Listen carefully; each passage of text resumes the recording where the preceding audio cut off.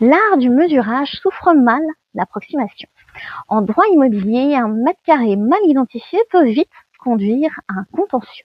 Je vous raconte cette semaine l'histoire d'acquéreurs fort mécontents de la surface de l'appartement acheté.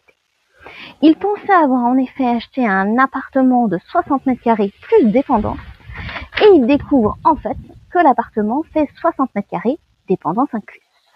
Ils assigneront alors les vendeurs et le diagnostiqueur en indemnisation. En avril 2017, monsieur et madame R achètent à monsieur et madame L un appartement au prix de 270 000 € dans la région de Versailles.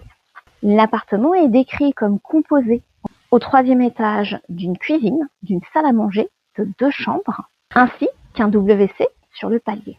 Et au 5e étage, une chambre de domestique, ainsi qu'une cave en sous-sol. Le certificat de mesurage annexé à l'acte indique une surface de 60 mètres carrés. En septembre 2017, donc après l'acquisition, les acquéreurs font remesurer le bien par 2 diagnostiqueurs différents, lesquels concluent tous les deux à une surface de 52 mètres carrés. Les acquéreurs assignent alors vendeurs et diagnostiqueurs en indemnisation. Le tribunal judiciaire de Versailles ordonne un certain nombre de condamnations.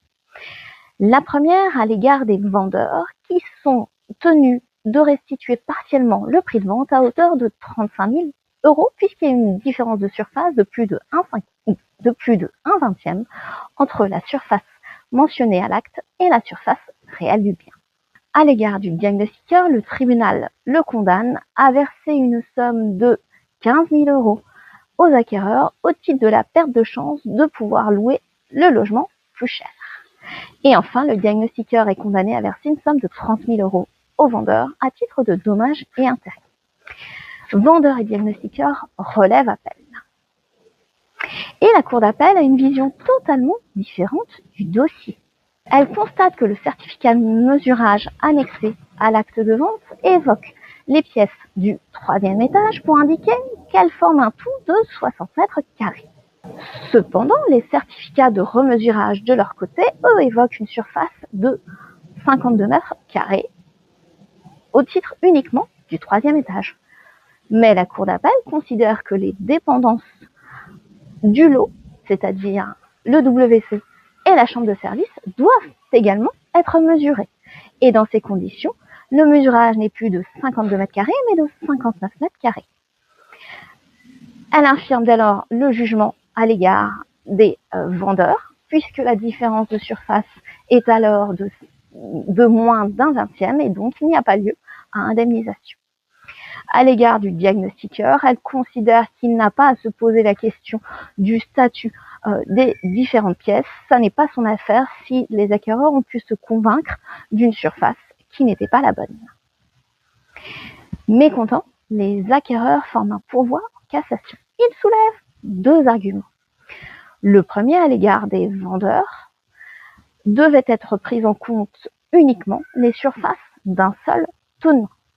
Des surfaces isolées et autonomes qui ne communiquent pas avec le lot principal ne peuvent pas être mesurées. Et à l'égard du diagnostiqueur, les acquéreurs plaident que c'est précisément la mission du diagnostiqueur que de définir ce qui doit être mesuré et de ce qui ne doit pas l'être. À votre avis, ont-ils obtenu gain de cause? La réponse est oui et non.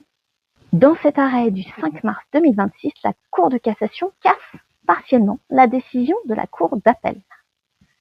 À l'égard des vendeurs, elle considère qu'effectivement, tous les lots isolés et autonomes devaient être considérés et que dès lors qu'il n'y a pas de différence de mesurage de plus de 1/20, il ne peut y avoir restitution partielle du prix. En revanche, à l'égard du diagnostiqueur, la Cour de cassation reproche à la Cour d'appel d'avoir considéré qu'il y avait une différence entre les certificats de remesurage et le certificat de mesurage initial, différence d'1 mètre carré. Il peut donc y avoir matière à responsabilité délictuelle et elle renvoie devant une autre cour d'appel pour qu'il soit décidé s'il y a matière à responsabilité et à indemnisation. Un conseil pour les diagnostiqueurs, soyez particulièrement précis dans vos diagnostics en indiquant ce que vous mesurez, ce que vous ne mesurez pas. Ici, le litige est né du fait que le diagnostiqueur avait indiqué par erreur n'avoir mesuré que les pièces du 3e étage, alors qu'il avait manifestement également mesuré la chambre de bonne du 5e étage. Si cette vidéo vous a plu, je vous invite à la commenter, à la liker ou à la partager. Vous pouvez naturellement vous abonner pour suivre toutes mes vidéos. Quant à moi, je vous dis à la semaine prochaine pour une toute autre thématique.